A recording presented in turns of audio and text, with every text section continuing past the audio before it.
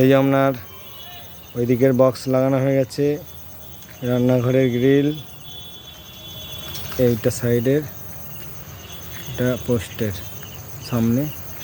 Hello, ভালো voltage আছে কিন্তু এখানে। হ্যাঁ, সামনেই তো তো তাই জন্যই ভালো দিচ্ছে মনে হচ্ছে। এই যে আমাদের যন্ত্র সব গুছানো হয়ে গেছে। এই যে আসো। ঘর ওইদিকে আছে।